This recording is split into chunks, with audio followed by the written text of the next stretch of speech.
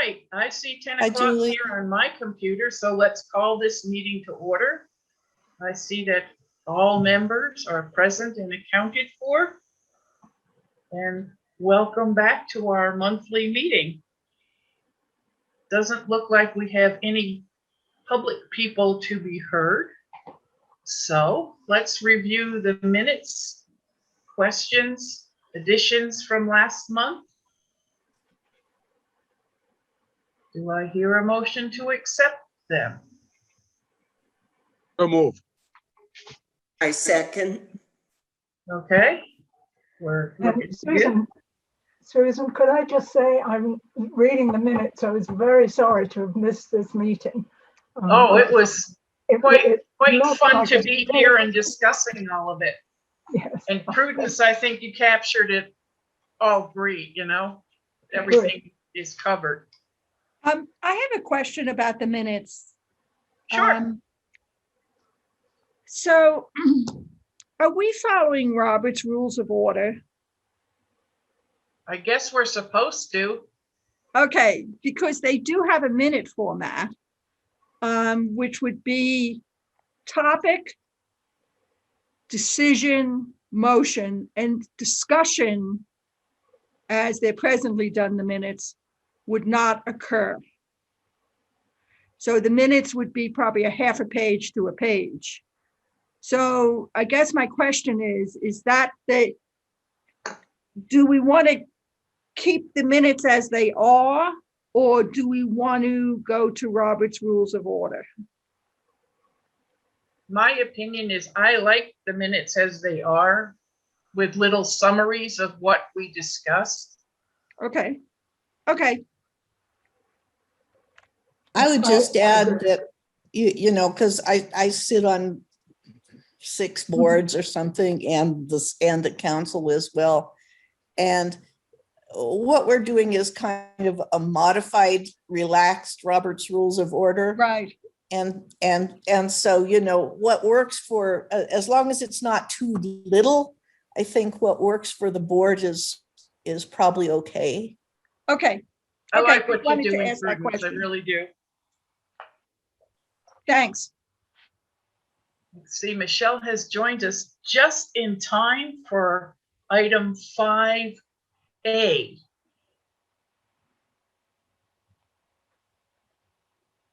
Congratulations on being open, Michelle. We are loving it. We are loving it. Okay, so Robin has the foot care scope of services, both that health and wellness and the foot care scope of services have gone to purchasing to get released. So we have a list of preferred vendors, and of course it'll follow the city's policies on purchasing for release on the various sites that the city does that. Robin, do you want to pull up the foot care scope of services?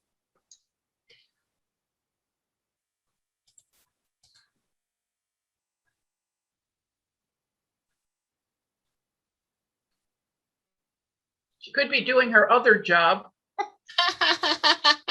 Robin, There she goes. multitasking master. So essentially, I think, Robin, you want to go up to the first page? Looks like that's the last page. Right. So I think I mentioned to you all last meeting that we'd had foot care for many years, originally part of Longmont United Hospital's home care agency, and then that home care agency separated, and then that home care agency closed. So between that and COVID, we have not offered foot care. So the reason why we would do foot care is because it is so critical to the health and well-being, especially of older adults who may be having things like hammer toes, diabetes related health issues, neuropathy, etc. So gave a little bit of a reason why we would single out foot care as an issue. And then I have the scope of work. So It would be provided here on site at least 2 days a month. That's what we were doing prior, that we would not charge them for the room. And that they would work with us around providing some educational programs on foot care at no charge. So the proposal goes on for the formal requirements. And then Robin, if you'd go to page 2, I just want to review some of the evaluation criteria and see if you all want to add anything else to this.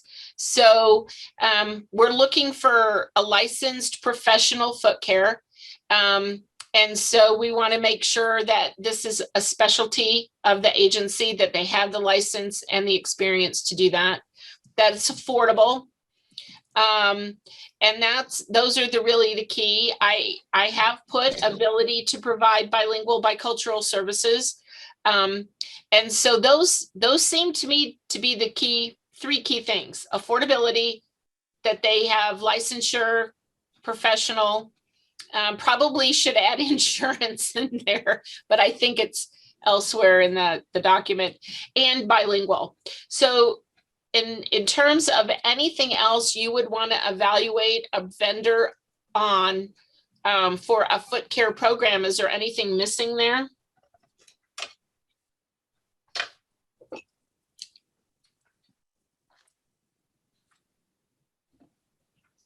Would we want to say anything about possibility of them accepting, I don't know, Medicare or other insurances? Is that I mean, would that be something that we could consider also or not? Yeah, so other payment options, Art, I think that's a good one. Yes, we could add that in if they can demonstrate how they accept other forms of payment. Okay. Michelle, is there a way that we can, I guess, maybe review, reviews of the company that's applying? So it would like be their performance and customer satisfaction. okay. We can ask for that in the process, that they would bring some demonstrated customer feedback or something like that. Yeah, I just feel like that would be something that's really important. Okay.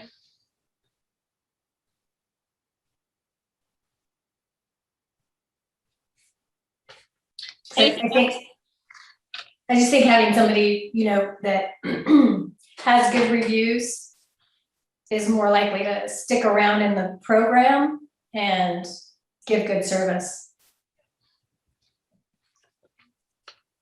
All right. So those, if you think of something else, please tell me. That these are both the foot care and the overall health and wellness are in our purchasing department right now for review. I will add this information, and then hopefully by June we'll have a time schedule for when proposals are returned, and a schedule to interview and review the proposals. Any other questions, comments about this? If not, Robin, I think you can pull it down. Great. Thank you, Robin.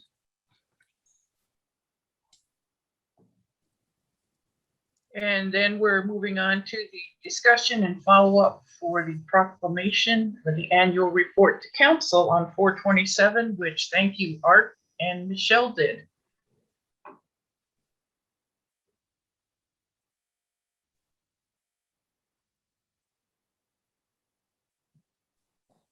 Art, you're muted. I just have to say that I felt comfortable with it, thanks to the help of Michelle on my little presentation.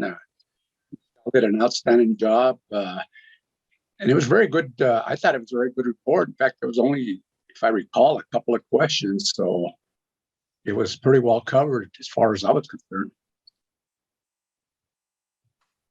Yeah, I thought it went very well, and you both did a very good job. Thank you. Good suggestion, Marcia.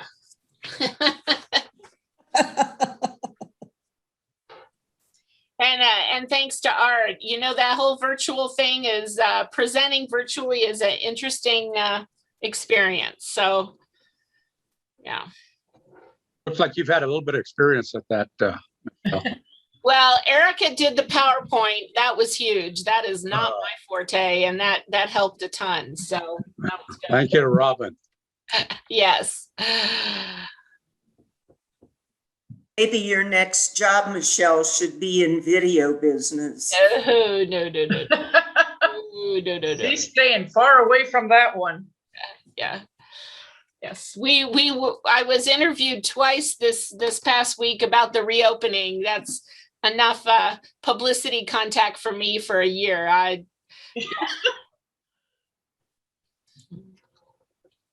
All right, so moving on to June 2nd, where we have a maybe option to meet in person or virtually if Kari can do so. So I have not checked in with Carrie. We can certainly do virtual, and Robin and Carrie could get together to make sure we're organized to manage her PowerPoint, her presentation. So it's just a question. We do have yoga going on in the gym on Wednesdays, so it will be, I would have to really hunt for a room that could hold you all and meet the space calculator, unless of course that changes next week.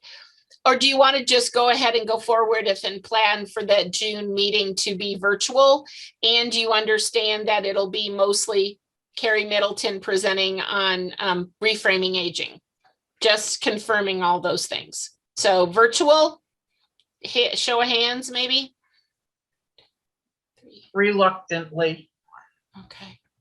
All right. So I guess we'll do it virtual.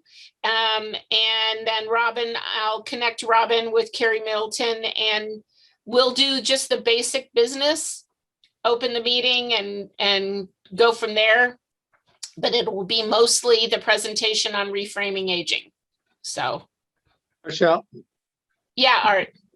you know, I'm okay with the virtual for next month, but I would like to see us get started again in person as soon as possible. So maybe we agree. could look at, well, the July, maybe in July. Can you that get would- us a room? Yeah, get us a room in July, please, please, please. Yeah, Janine? Janine, you're muted. Sorry.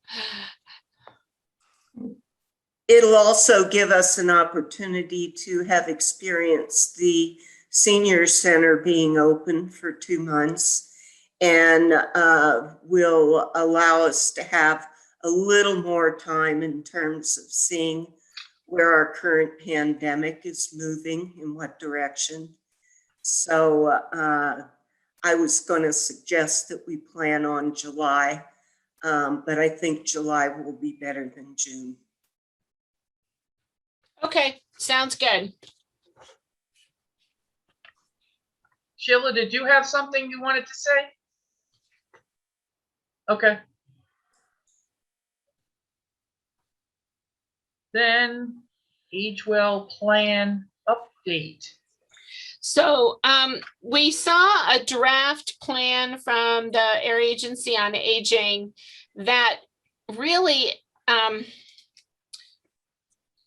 going to just kind of go backwards to go forward. We did our first Age Well plan countywide in 2006.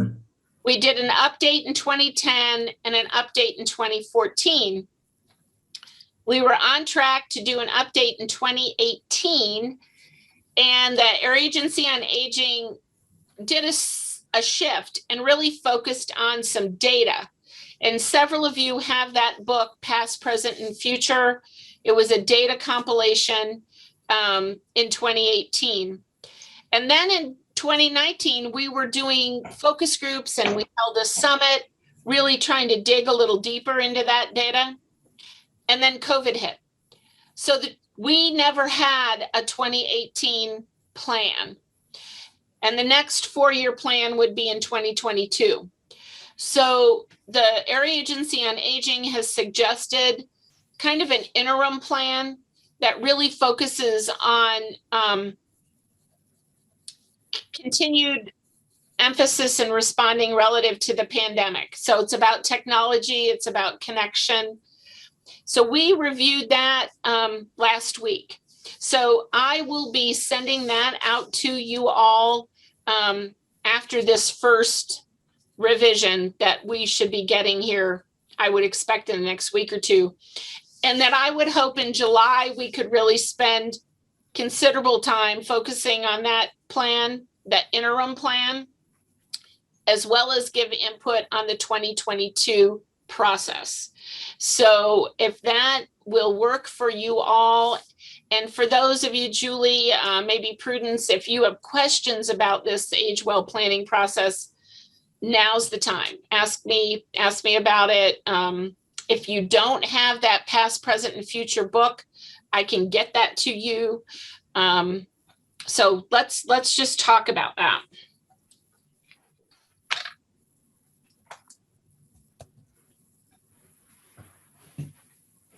Sheila?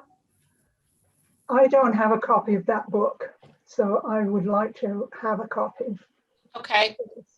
Yeah, That will same. help. Okay, Julie, I can do that. Actually, I don't think I have one. Okay. So maybe I do, and I just have lost track of it, but I read it with a much more critical eye than when I received it the first time, if I received it the first time. Okay. Looks like most of us might need that, Michelle. I don't know that. Okay. I have to look for it, and I don't, it's been a while since I looked at All it. right. I did not receive it. All right. Everyone gets a copy. Okay. So will you send that via email? If I can get an electronic version from the AAA, I will send it electronically. And if not, it'll be mailed.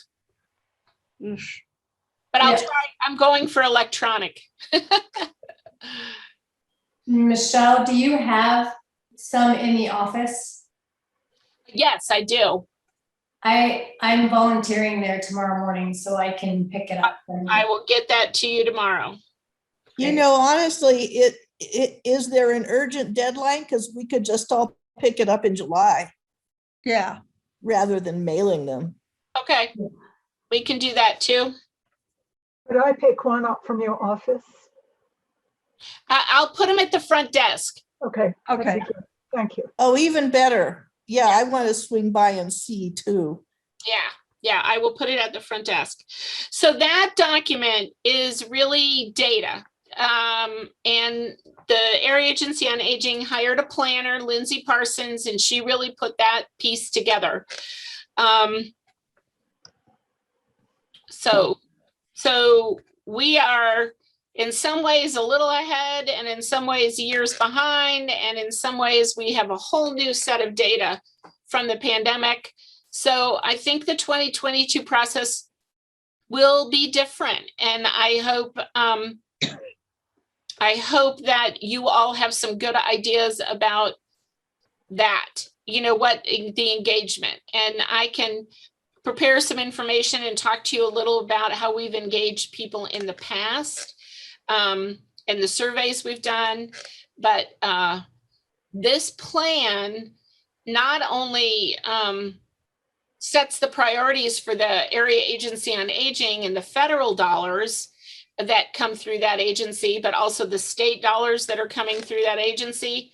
And right now they are getting $1 to $2 million in CARES Act funding as a result of the pandemic. And so they use that plan to guide their funding. And Longmont Senior Services has used that plan to guide some of our initiatives.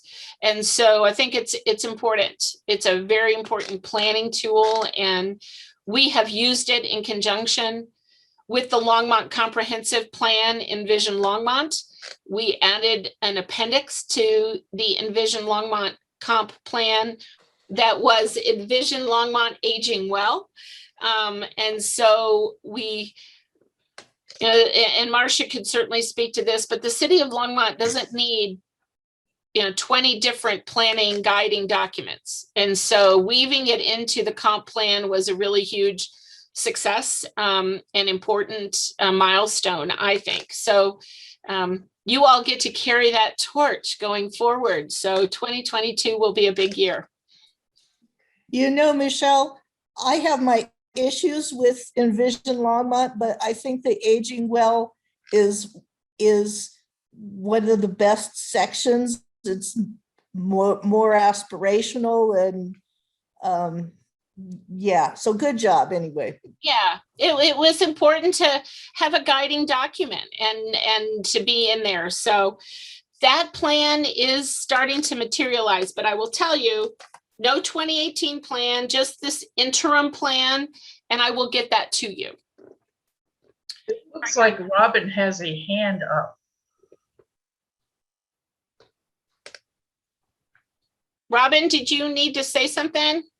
No, I don't have a hand up. I don't see what that is. I'm sorry. Oh, okay, never mind.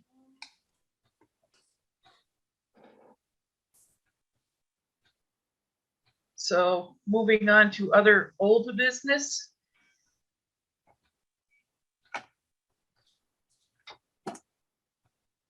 No old business.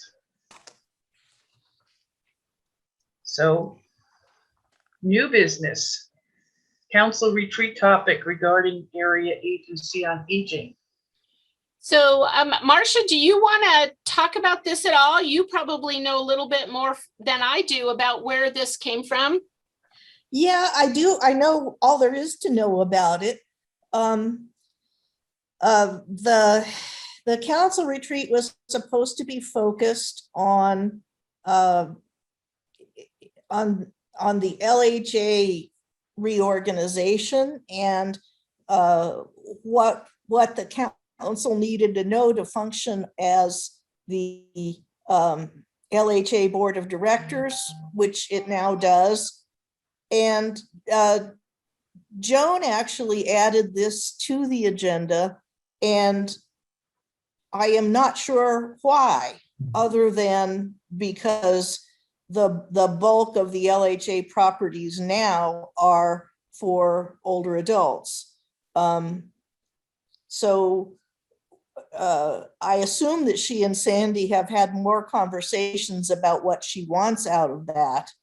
And I confess that I had suggested to Sandy that we, they're giving us, because they're trying to keep it one day long, they're giving us study guides in advance. And I had suggested that this be a study guide in advance so we could focus more on housing, which is the real deep need. But you'd have to ask Joan, what she feels that it's on the agenda for. We have discussed, and we have a long list of ways, and Michelle, I'm sure you know this much better than I do, that in which the current LHA properties fall short of meeting the needs of our aging population, mostly accessibility stuff. And so I can surmise that was Joan's intention.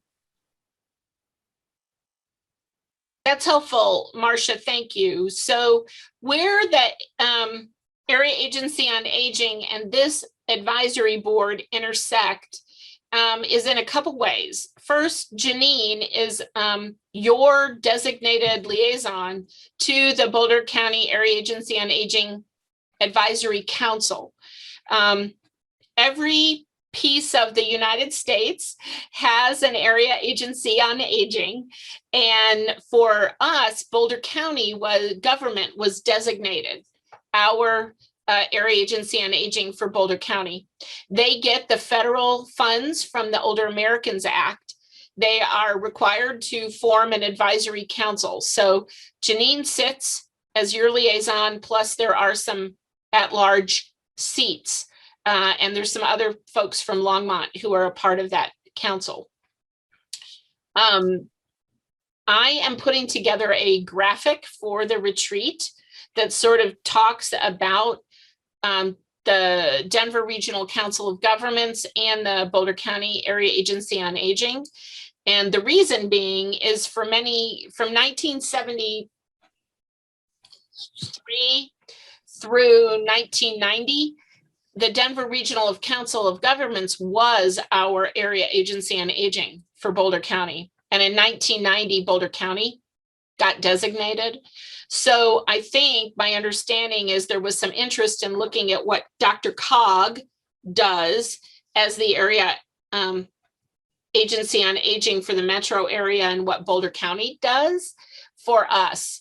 And so Janine, I'm working with Christine, who's the director of the area agency on aging, to put together some information for the retreat.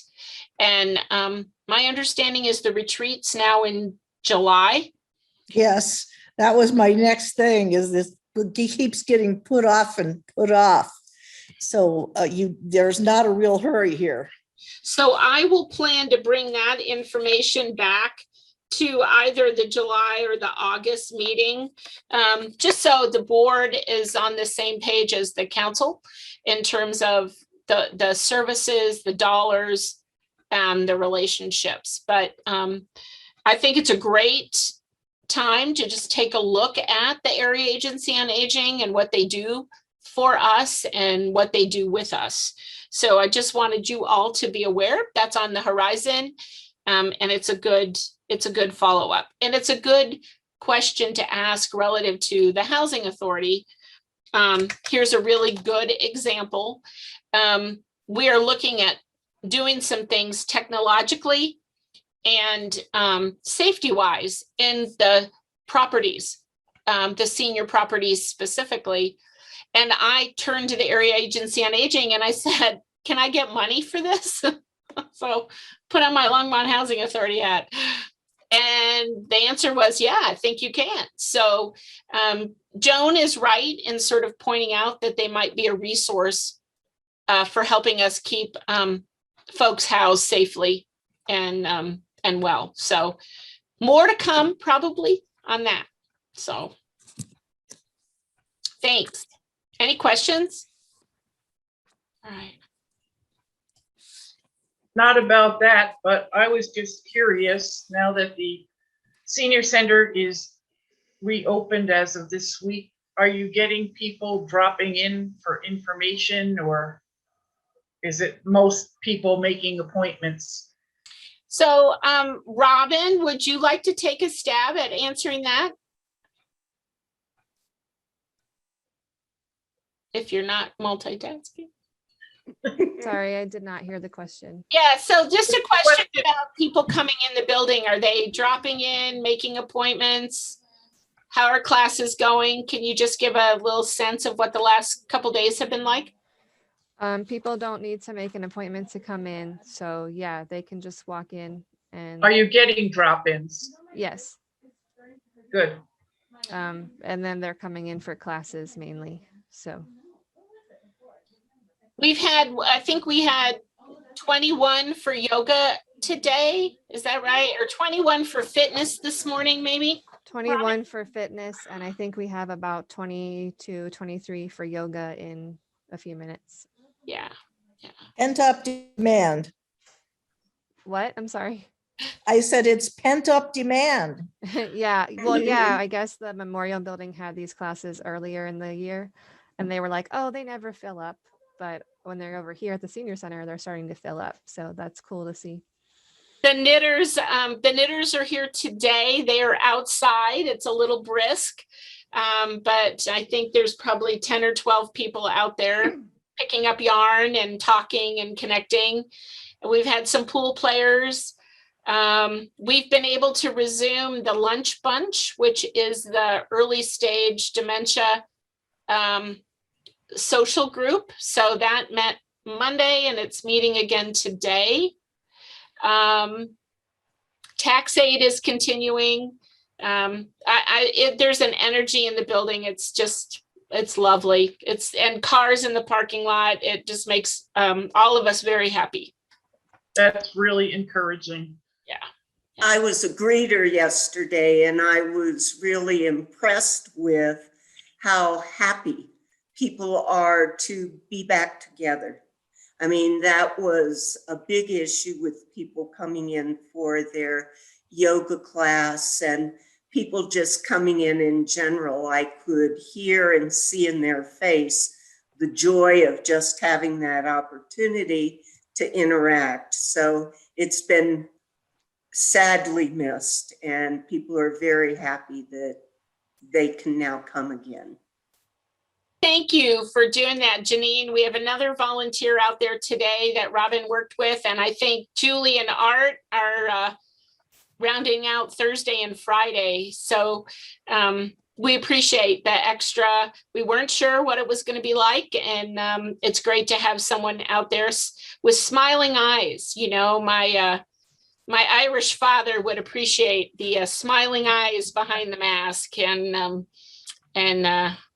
it's been fun. We do have our memorial altar up, and we have had some comments from people, and Mr.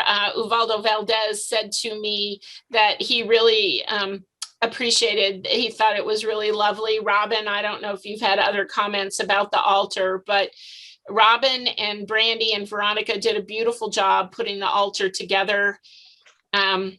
We had a very meaningful and private opportunity as a team to sort of launch, or in my lingo, bless the altar before we reopened, and we are inviting people to add to it names and or items that are meaningful if they would like to do that.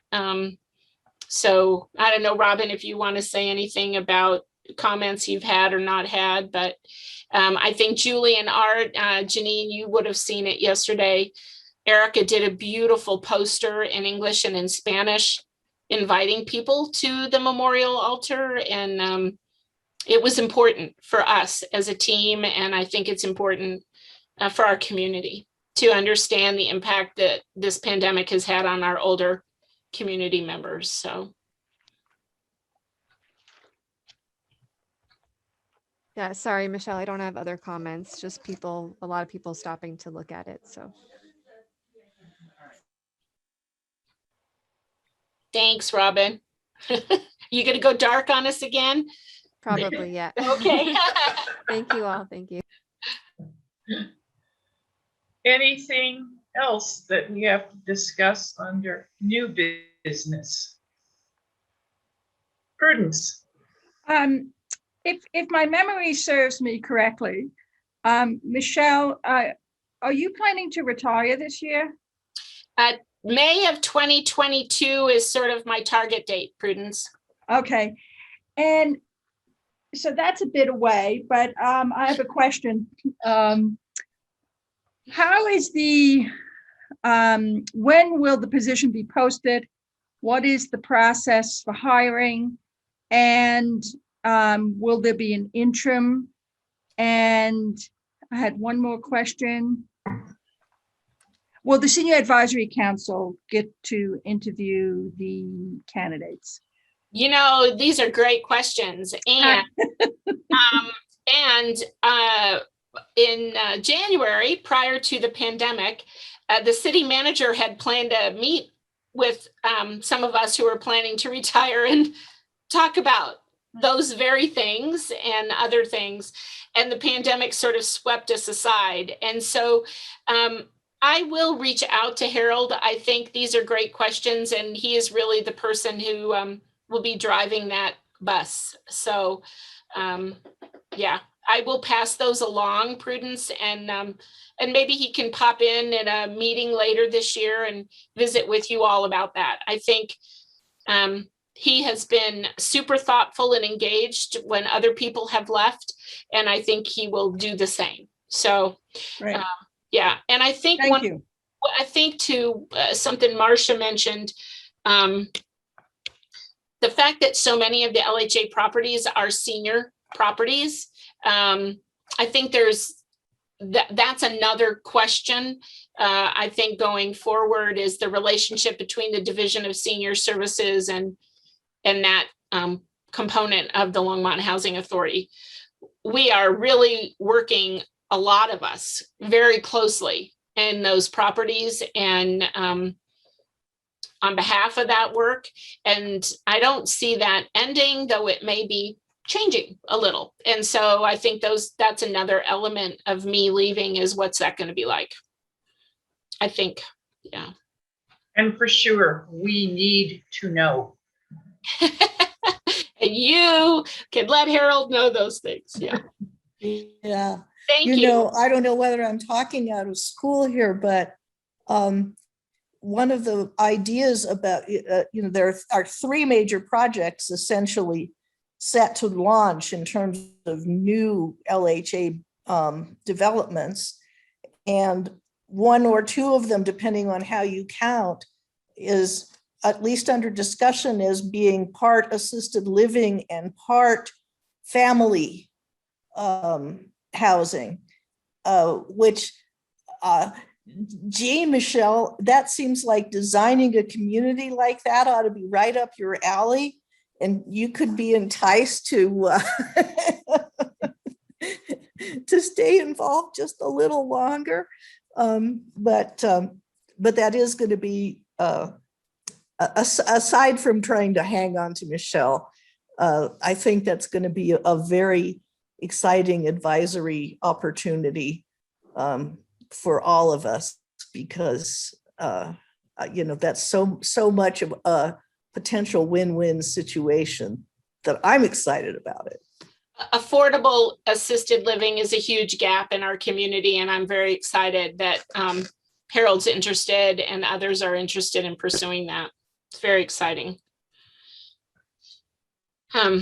So 40 years is a long time to be here. It's probably time for some fresh ideas and fresh energy, and I'm confident the team and you all will carry that forward. I do have a new business item, Susan, so Okay. I didn't get on the agenda. If it's the time is now. The time is now. We have had an informal arrangement with Boulder County Area Agency on Aging, where they have funds they call short-term assistance. And our resource specialists, Amy, Veronica, and Melissa, can utilize those funds for things like rent, eyeglasses, dental care, very similar to what we use the Friends Last Resort money for. They have decided to do a more formal process. And so I will be completing a solicitation for qualifications through Boulder County government, and asking for a pot of funds, and I'm asking for $35,000. We will probably, historically, we have run those requests through the Friends of the Senior Center. Going forward, I'm going to ask, probably, it's not 100%, but I'm pretty sure, for those funds to go to the city of Longmont. And then Veronica and Amy and Melissa will access them through the city process. So it also, we asked for more money because of the relationship with Longmont Housing Authority. I think we as senior services staff have been in those senior properties more, and I think we have a greater understanding of the need there and the outreach we've been doing. So we'll be asking for funds through that process, and those funds are going to go, I think, through the city of Longmont rather than the Friends. So we'll see how that goes, but it will mean more money, which is great, and a little bit different tracking mechanism through the city process. So I'm very excited to formalize that and get that solidified. Informal agreements are great when you've worked with people for years and years, but when you're getting ready to leave, it's probably time to tie it up. So Michelle, will that be something we have to put in motion every year, or is it once and done? Yeah, the county typically does a 3 to 5 year agreement and then it's reviewed. So that's our hope. Yeah, that it will be multi-year before it's reviewed. So, but anyways, it's great. And it's another way we're connecting with our area agency on aging and getting those funds into Longmont and getting the right people, which is our resource staff, making those connections. So theoretically, Friends Funds could possibly fund, say, like a part-time staff member or something like that if we're freeing up this 35,000. Well, you know, Susan, that's a great question. And my staff would tell you that the area agency on aging money is for people 60 and above. And having the Friends funds be for 55 and above has really been helpful. Just in this last year, we've had several people, 55, 57, who lost their jobs due to COVID, had financial needs that the Friends have been able to help, where the area agency on aging would not have been able to help. Prudence, I think you had your hand up. Yeah. I wanted kind of to know how did you come up with $35,000? And is there an opportunity, because it sounds like they're going to get a lot of money, whether that amount is too conservative? Yeah, so I met with the staff yesterday. And we were all over the map from 20,000 to 50,000. What should we ask for? And really the important thing is you have to spend it. I mean, if you commit to it, you really got to be sure. So we looked back over the last several years, what we've spent. And then we factored in the newer developing relationship with the Housing Authority properties, and they felt pretty good about 35. That's sort of where we landed.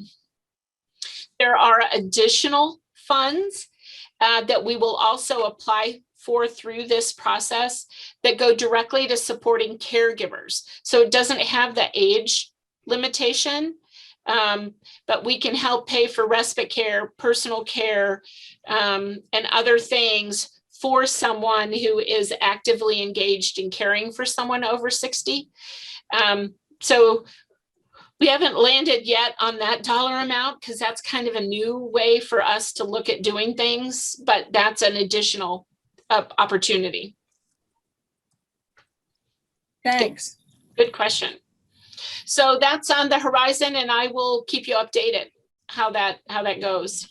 Michelle, how much time do they expect this money to be used up within the 3 to 5 years that you're talking about, or sooner?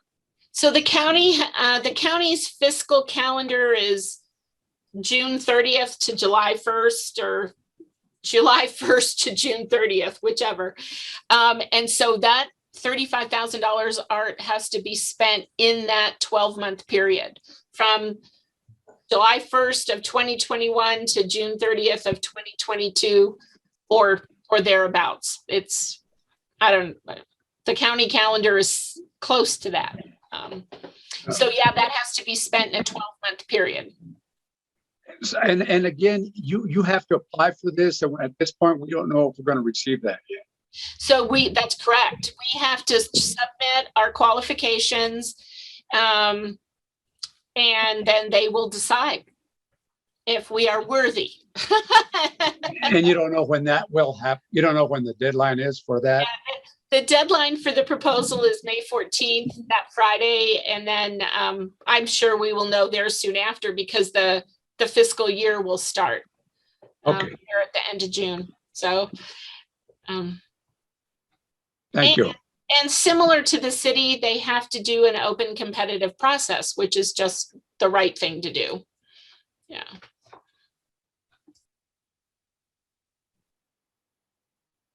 Janine?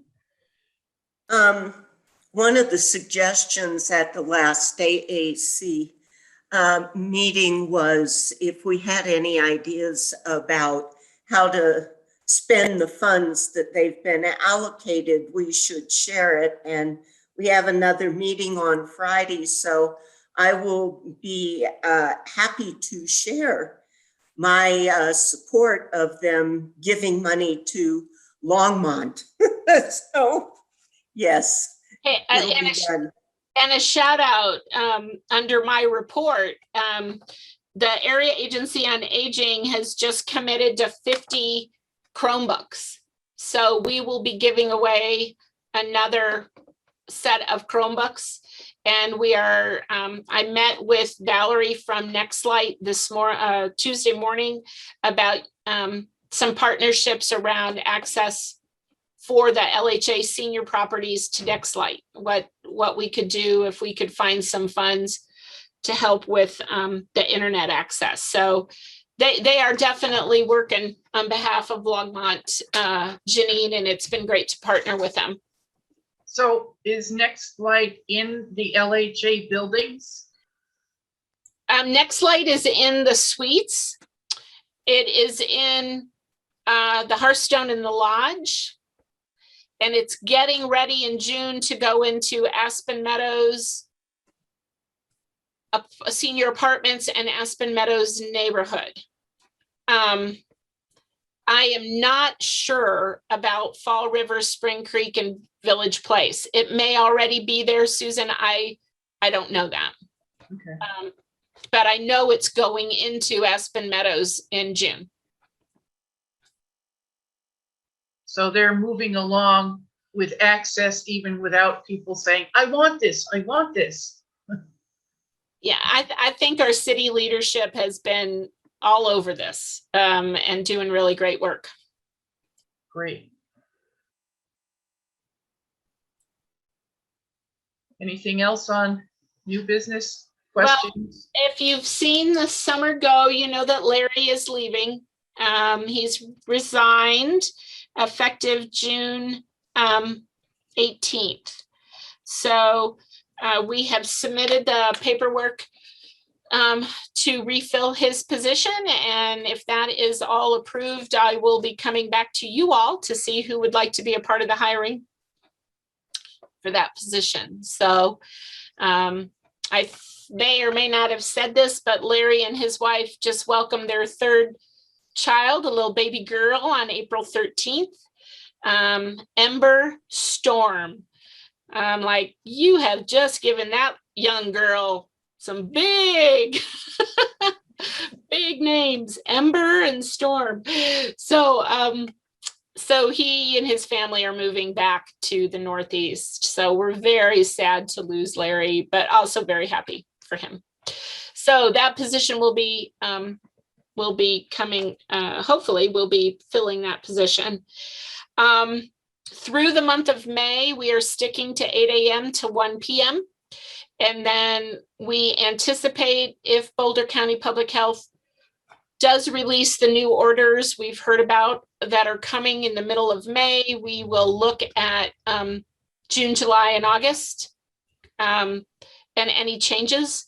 The staff is meeting. We met twice this week already to just sort of do a reopening check-in and adjust accordingly, and made some minor adjustments just to make sure we're welcoming, we're responding to what we're hearing, we're managing our resources, et cetera, and we'll continue to do that. And at the same time, our staff are now planning September, October, November, which we certainly hope we are more open by then. Megan's looking at some trips, possible day trips, and our softball season kicked off. So we have softball players. We have 4 teams that are out competing.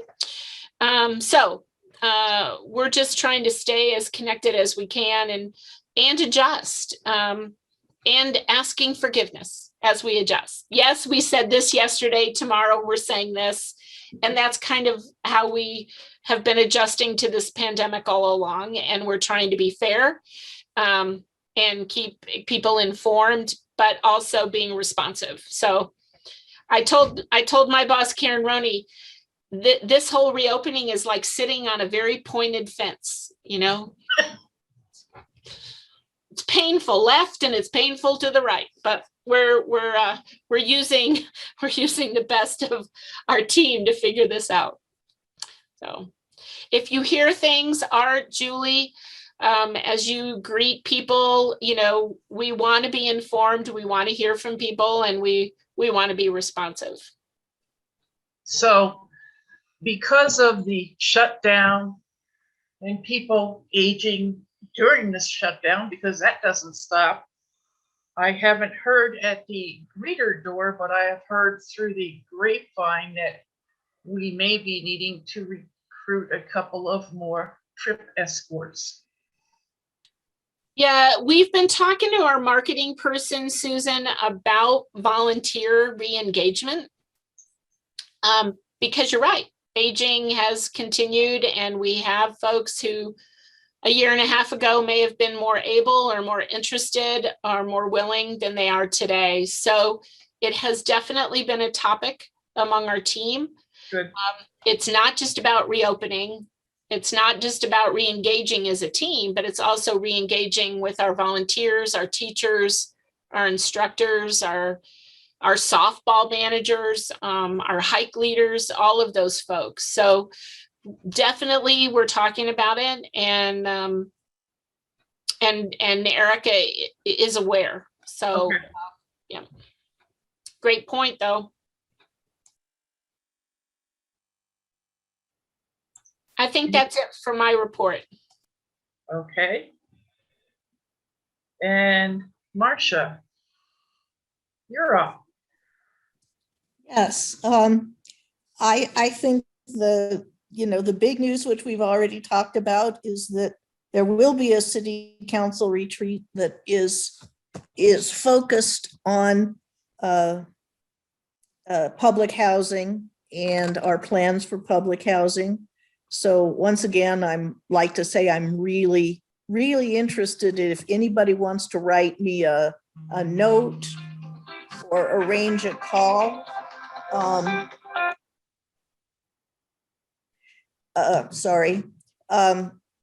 that'd be great. You know, all of the feedback that I can take into that will be wonderful. I expect it to be mostly a learning experience for the council since we have a new job, but it never hurts to have, to hear as many voices as possible. And it is an open meeting, so if anybody wants to come along and listen, that's allowed, or at least it used to be allowed. So will you be meeting in person as a council, or is it all Zoomy?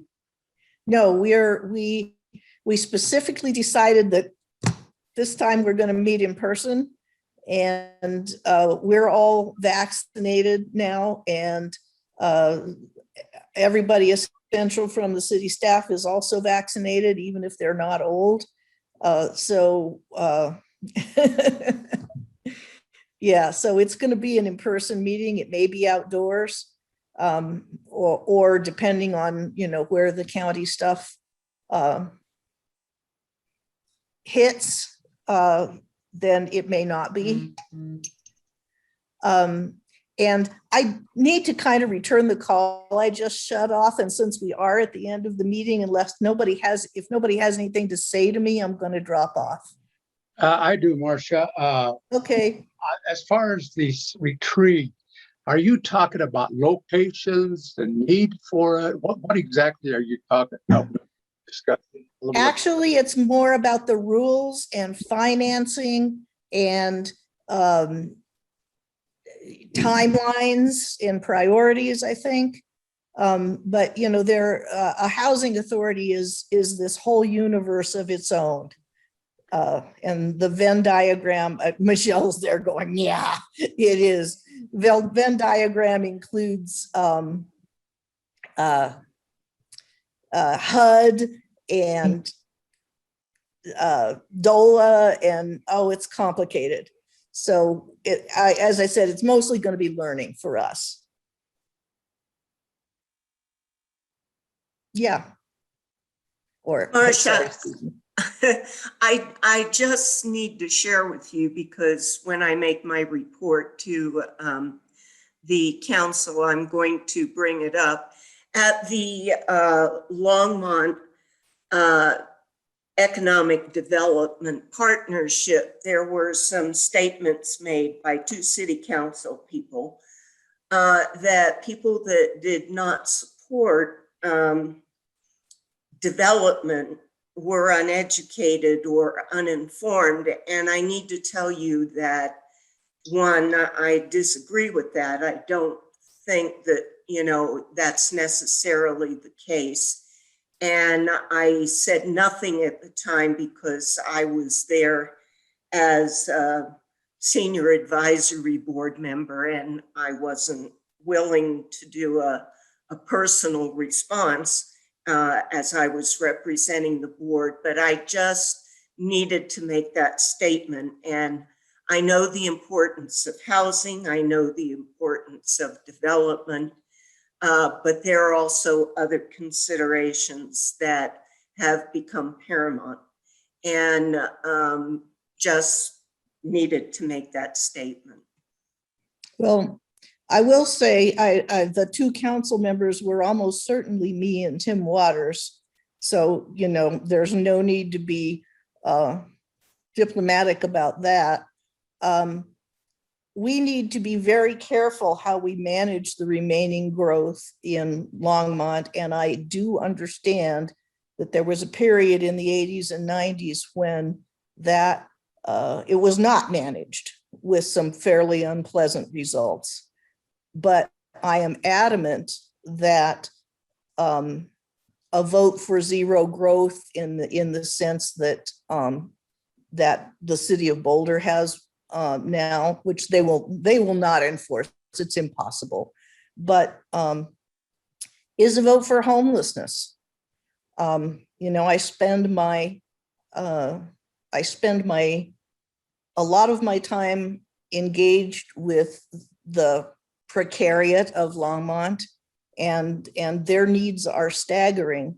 And I don't like to think about a community where our teachers don't live here, our wait people don't live here, and our firefighters don't live here, and it goes on and on. You either need to have paid for your house a long time ago or make a six-figure income to enter Longmont now, or to stay in Longmont if you're growing up out of a family and want your own place now. And I stand by it that we do not need to be that kind of a community. And I don't remember using the word uneducated, but certainly there are forces in play that are not well understood.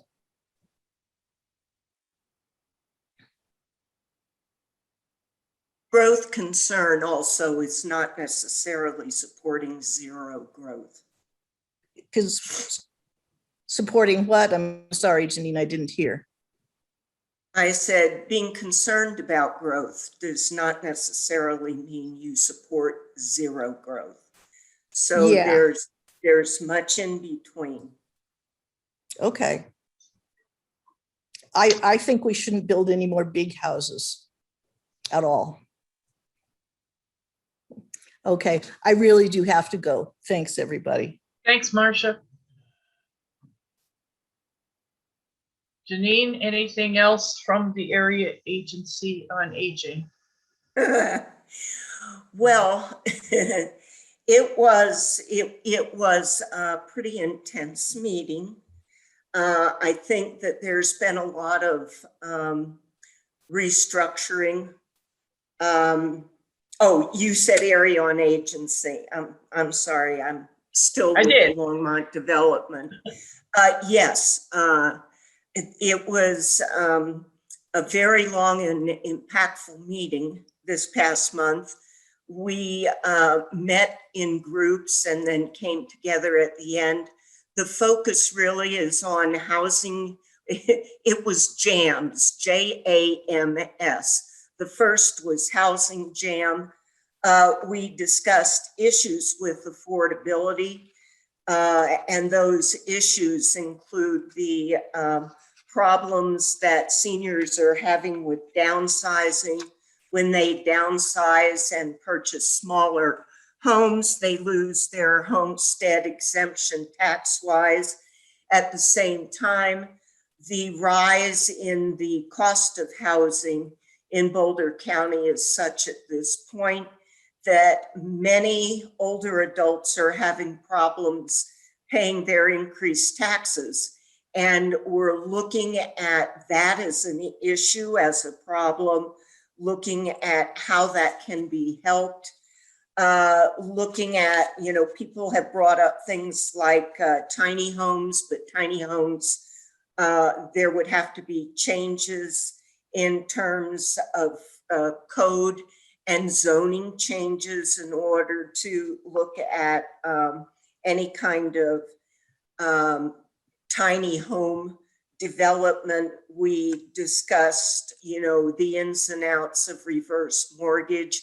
If that is going to be possible, educationally, to educate elders about the ins and outs of reverse mortgaging.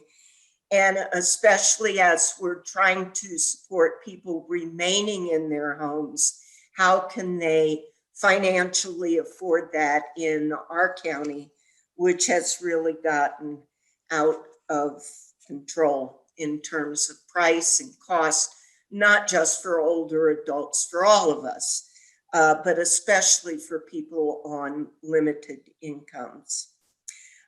We discussed mental health issues like cluttering. Michelle has a question.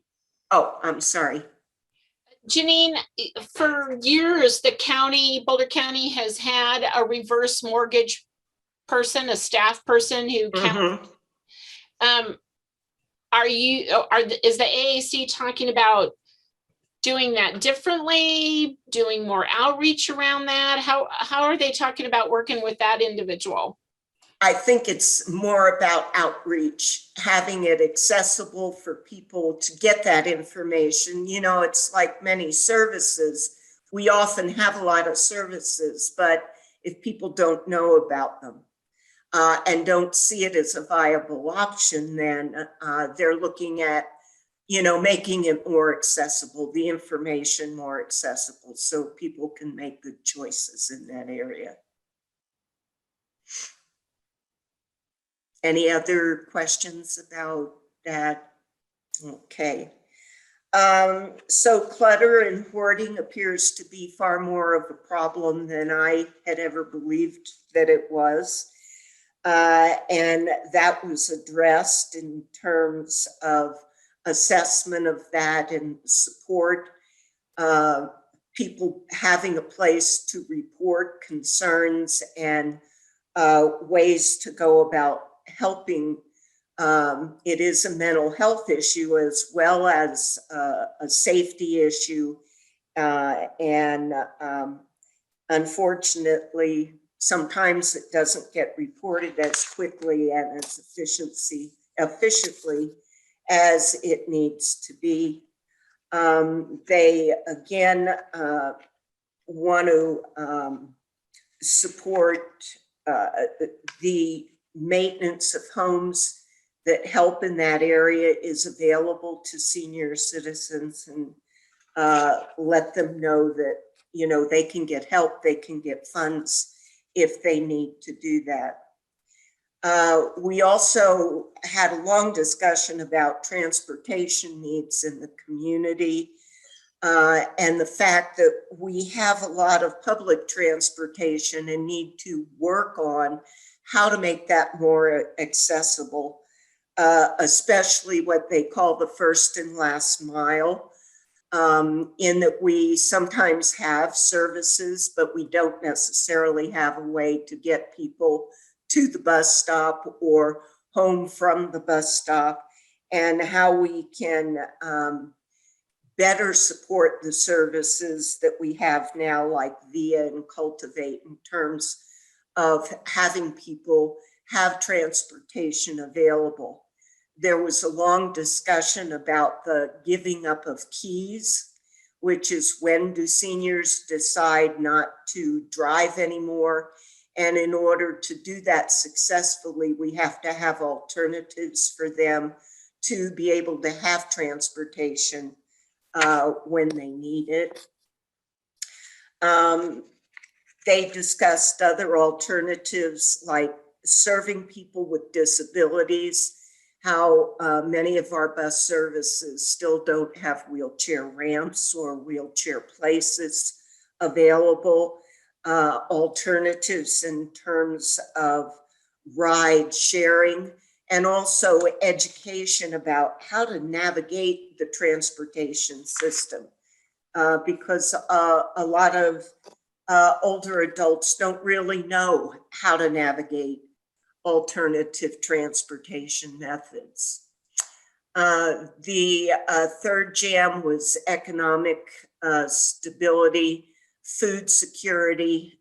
We discussed aging 101 as far as more integration of programs and connection, more classes in terms of retirement, having classes before rather than at retirement.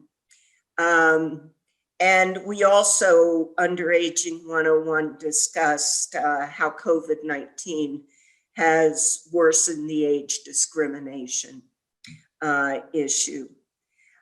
We did ongoing discussion of fraud, scams, and theft. It's a major problem. It's become an increased problem since COVID-19.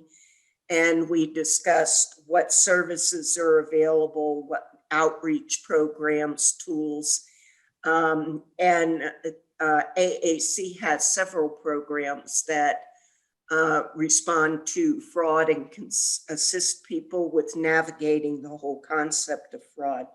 Again, the education is getting people to know where to go and know where to access. I also wanted to add that I attended a Boulder County orientation for board members, and I found that incredibly helpful.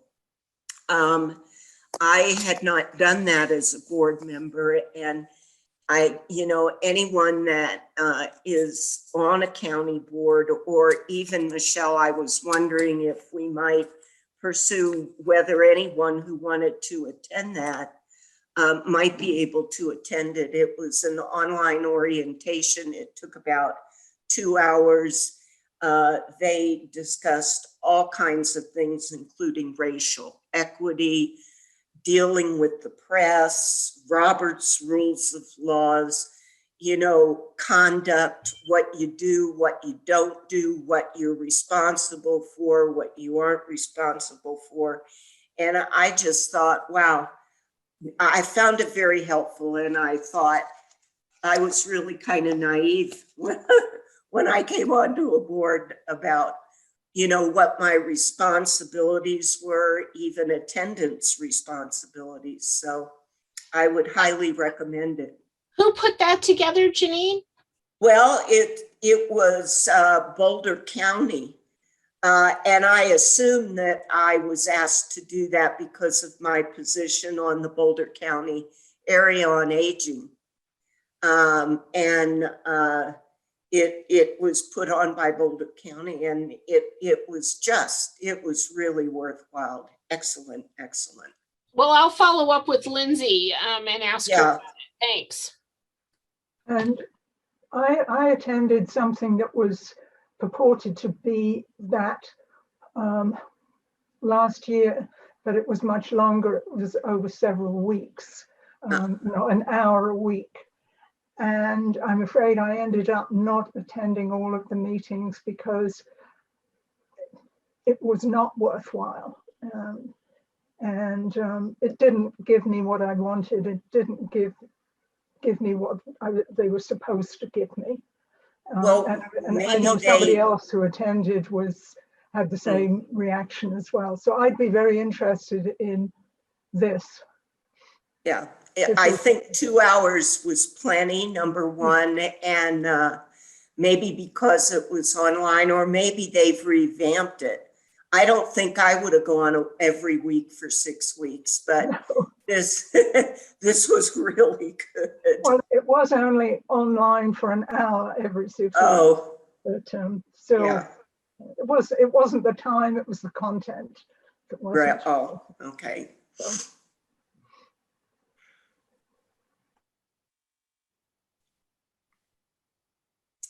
Thanks, Any other? Megan. Okay.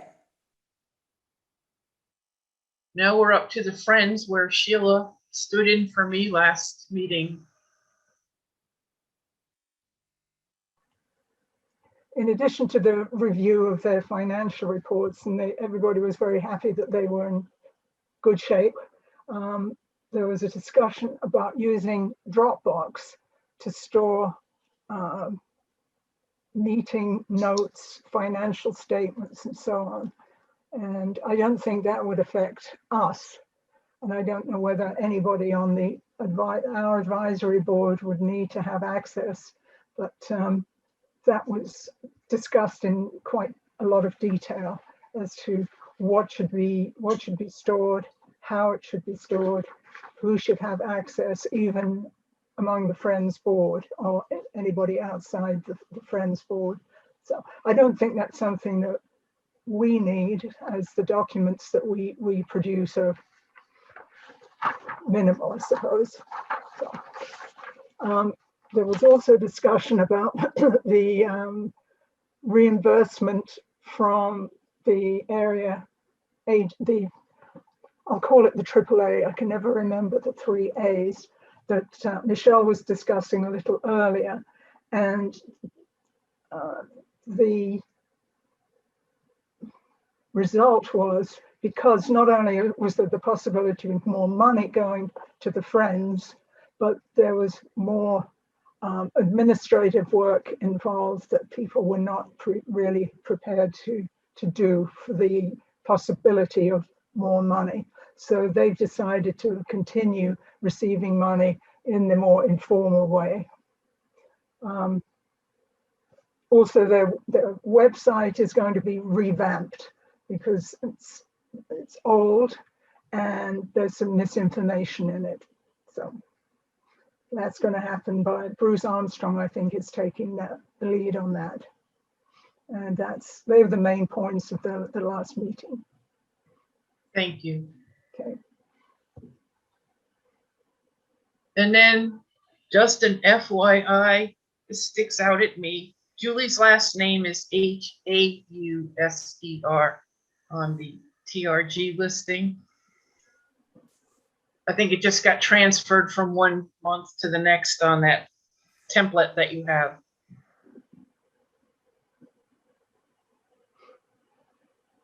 I love, Susan, that you always catch it and it just passes right by me every time, because I think I've probably seen my name misspelled so many times over the years.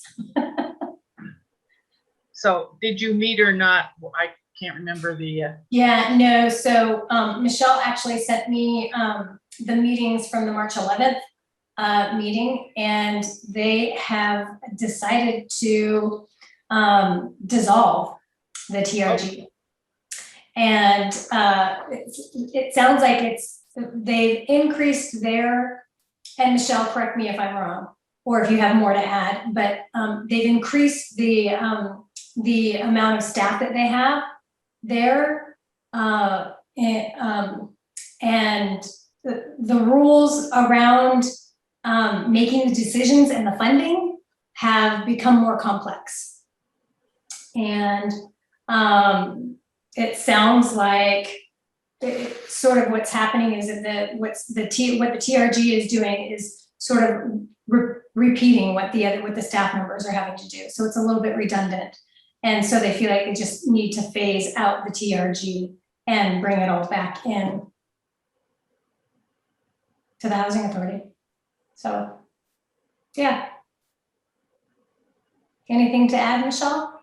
And really, kind of in a nutshell, everything that the report says.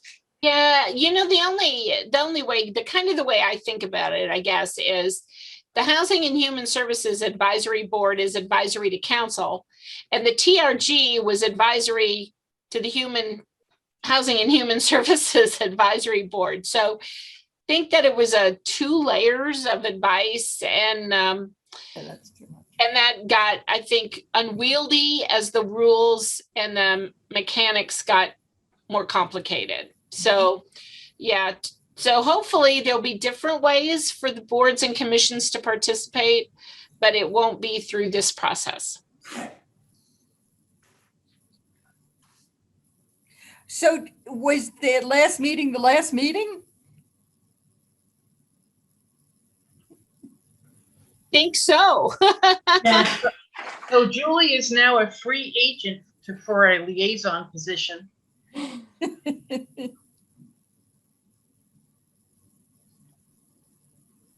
guess we're up to you, Art, on the Boulder County Latino Coalition. I wish Marcia was still here, but maybe Michelle might know a little bit about this Boulder Valley Rapid Transit that they're looking at. It's still several years away, but they're looking at input, and what it is, it's and I'm not sure how much it'll affect the seniors, but they're looking at a like a rapid survey study to look at transportation from Longmont all the way to Broomfield. So in other words, instead of one stop after another, it'd be a pickup location here in Longmont, then it would stop in Lafayette somewhere and go all the way to Broomfield and then return. But like I said, it's the whole idea is that to reduce the congestion, and how many of our seniors would be using that kind of transportation, I'm not sure, but I just wanted to bring that up. And if we feel that it's necessary, we could, I can get some more information. One of the things I did bring up is the need of, how do our seniors get to it? And one of the things that was they talked about was that it sure be nice if we could get a senior housing near 287 so people would have access to it. But again, that would be to a limited number of people. But anyway, that was something that brought up. But like I said, they're just in the beginning stages, it sounds like. And you know anything about that, Michelle? Okay. And like I said, as I get more information on that, I will bring it up. You have information, Prudence? Yeah, I think, there's been a lot of discussion at the governor's level about the transit issues with Longmont and RTD. There's also, I read, and this may be part of it, of building a train on I-25. Like most cities have, they have their, well, here it's a highway, but most cities have freeways, and there's train tracks built like in the middle, so people can go very far to Pueblo, to Fort Collins, into Denver. So that's part of what they're talking about. And it seems that Governor Polis has added his voice to the conversation about the lack of RTD's commitment to transit for Longmont. So I think it's, they've talked about adding a third lane to 119, which would be rapid bus. Right. Correct. Right, rapid bus, because right now the bus stops at every single stop. And just consolidating stops and then having a rapid, and it would be a bus only lane. Correct. Yeah. So I think it's kind of exciting that the governor has become involved. However, I don't see it within my lifetime. I was just going to say the same thing, because all the various transportation issues and ideas that have been going on for 4 years. I mean, Right. Even if anything is decided now, I mean, Right. it would take what, 10 years? Right. And they also, probably what they should do is public-private and get it done, because that's where it's going to get done. It's not going to be done through any county, regional, city. But if they get private like the 470, they'll do it because it's money. Yeah. In Yeah, fact, that's really been a success story, and we probably don't appreciate it and realize that it is public-private and it works. Yeah. Well, again, like I said, that congestion on 287 is really a It's big bad. concern. Yeah. So anyway, that was what some of that. And if I hear further, get more information, I'll let you know. The only other thing I had is el comité. If we know of seniors that are interested in ESL classes, that they're going to be offering them at el comité. And of course, the other thing they're really working with, especially now with the new president, is helping with citizenship for people that need help. So if you know of anyone that's, senior and, well, I mean, they're helping with everybody, but especially us at the senior center, if we know people that are not citizens that are interested in looking into it, that we refer them to El Comité. And that was really about all that was discussed that pertained to senior.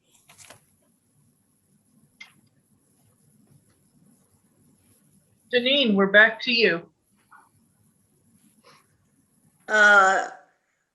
The Longmont Economic Development Partnership for its board members meets quarterly. So we had a quarterly meeting. It was the first one that I had been to for quite a while. And as I said, they have been going through rather significant transition. The bottom line was that many of our local businesses have suffered drastically through the COVID-19 period, and they are looking to do as much as they can do to support local business. They developed a program. I don't know if any of you received the little gift certificate card that you take to participating local businesses, and you get $10 off and they get reimbursed by the city. But it's basically looking at programs to support local business. We have lost a major business with Novartis leaving, and that will be 400 jobs lost in Longmont. So that is a major concern. So all things that we can do to support our local businesses and support Longmont development, we should be looking at very seriously. Because there's been such restructuring, there was a rather heated conversation between current administration and the advisory board about some disorganization. And I think it's just going to take a little time for things to settle out. And the board has been restructured. They have advisory people within the community that are business owners, and they don't feel that they've been, that the coordination has been there. And I can certainly understand that when I look at how much they've been dealing with over the last year and all the restructuring of personnel that they've done. You heard the other issue in terms of development, housing development, and that is a hot topic for me. I live in a community, I live within 2 blocks of massive development that's happened over the last 5 years. And trust me, we have seen 9 apartments go up, 2 subdivisions, and now 83 paired housing development, all within 2 blocks of our neighborhood, which has caused incredible infrastructure problems, and no attention has been paid to that. So whereas I respectfully disagree with our city council members about we need to build more and more and more, we also need to pay attention to infrastructure. That's a personal opinion, and I admit I'm construction fatigued. But if anyone has any input and would like to share that with me, I will continue along the lines of trying to build, you know, within reason in our community, or we will in fact end up like other communities close to us. And building at all cost is not necessarily the answer. So as I said, that's personal. I disagree with our current council, but that's just the reality. So please feel free to share with me if you have any thoughts or issues along that line. I would never represent our board with my personal opinion. But that was a big part of the discussion. So, yeah. I live in Southwest Longmont. I'm also fatigued by all the building. Really fatigued. It's you know, I'm not no build, but there are limits to what we can tolerate when building is done and then they decide, well, what are we going to do about traffic and parking? And it's unfathomable what my community has gone through in the last 5 years. Unfathomable. So, Prudence? Janine, I have a question. Was there any discussion about, you know, Novartis has a huge campus? yes. Was there any discussion? I mean, because you're talking about housing, so I could see that being plowed down for housing, actually. So No, apartments. We're not building houses anymore. We're all going apartments and duplexes and community condos and right, all that kind of stuff. So I wondered if they had any discussion about who they would like to attract.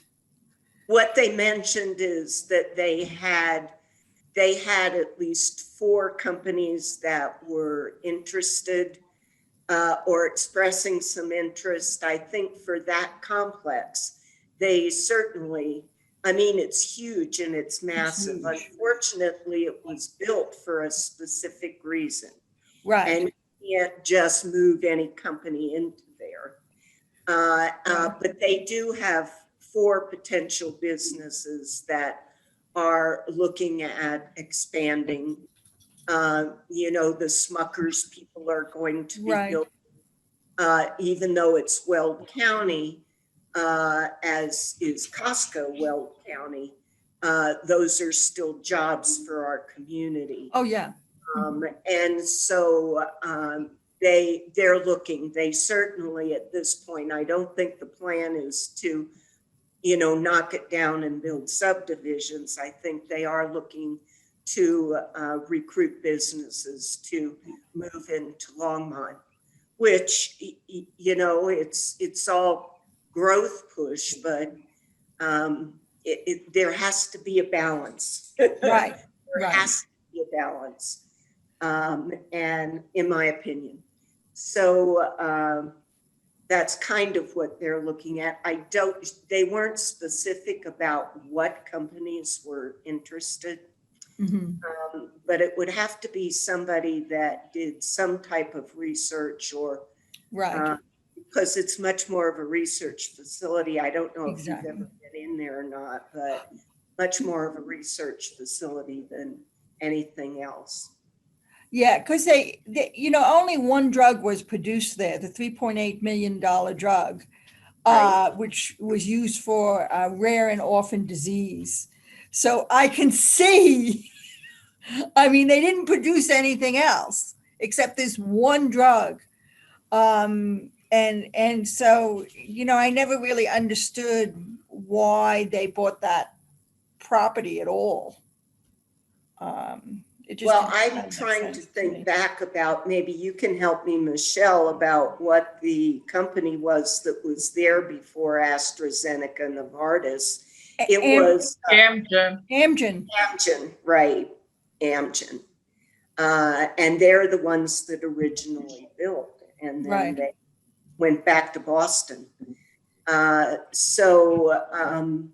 I'm not sure, you know, I always think I'd love for them to make solar panels or, you know, do a conversion to something that potentially is going to have positive impact on our environment. But I guess we'll just see. We'll have to see. Yeah, I go along with the solar panels and a new recreation center with a 50-meter pool. Art? Ginny, I have the same concern on Northeast Longmont with the apartments and the senior units. I mean, some of these seniors going across the street with their walkers, et cetera. I just hope that these people that are moving into those apartments are aware that safety is a real big issue. And I'm hoping that another thing that's being considered is that when they have these apartment complexes, et cetera, that they have sufficient off-street parking, because if not, then we've got the issue of them parking on the street as well as there, and that also creates a safety concern there too. So I wanted to bring that up. Thank you. Thank you. I think Marcia and I had that discussion last time about parking, and they always think that there's plenty of parking available, but that's not necessarily the case. Or that at least for senior housing, none of us are going to be driving anyway. Yeah. And I hope they don't get to the point where they think they can start parking in the senior center, because there are a few parking spots there that are available, you know. Right. Hey, our goal is to fill them up. Yeah, right. So two things. With the transportation efforts, one of the things we have brought up a couple of different times is on the North Main Street transportation corridor is the number of older adults and people in general who cross Main Street mid-block. It is. It's very scary. And so I know that looking like north of 17th and looking at that pedestrian traffic pattern across Main Street is on the radar. I don't know what they can do about it, but it's on the radar. And the second thing is I have been coming and going from Spring Creek and Fall River apartments, which are up there in the northeast corner. And in a recent situation, I took pictures of an intersection that I felt very strongly needed a stop sign, sent the pictures to my colleague at the city and said, as soon as this apartment complex is complete and filled, it's a three-way intersection with only one has a stop sign. Mm. So you don't know the right of way is very wonky. And so Tyler said he would go up and take a look at it. He agreed with me, thought it needed a stop sign. But I think that's another piece to the development issue. As you add more people, you have to look at those car and pedestrian traffic patterns up there and be on top of it and ready to say, this didn't work. We might have thought it was going to work, but it's not working, for sure. Well, certainly in that area, because you know that's my hood, Michelle. Nothing was looked at in terms of infrastructure and roads and how are you going to deal with all these people? Nothing, and that's always looked at after. And you're right, we have two large senior complexes in amongst all this new building, and absolutely no attention has been paid to safety.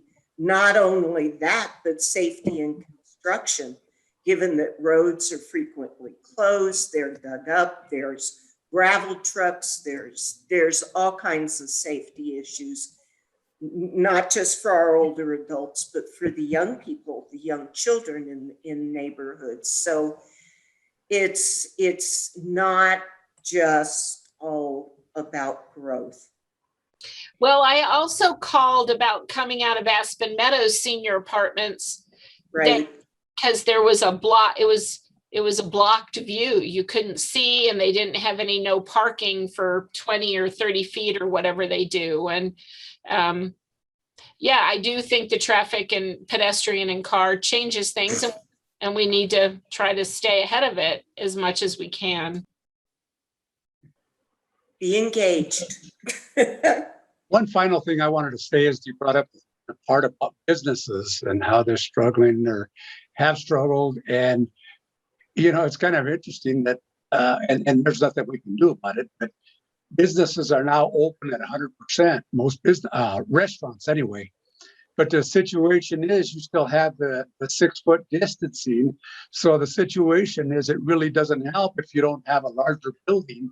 If you were at capacity, you know, you can't add any more tables if you're going to keep them apart. But I mean, like I said, it's beyond our control, but that's something that people need to be aware of also. Hopefully that'll change. If this goal of 70% of the people get vaccinated by July 4th. The best thing we can do for everyone is to get people vaccinated. And I don't know how that's going to go. But I guess we'll see. Well, that's all that I have about Longmont Economic Development. Sustainability meeting is on Friday. We always end up being either the day before or 2 days after this meeting. So I have not even gotten my update and agenda for that meeting yet, but at any point, I'll let you know. Thank you, Janine. Any other questions, thoughts, or a motion to adjourn?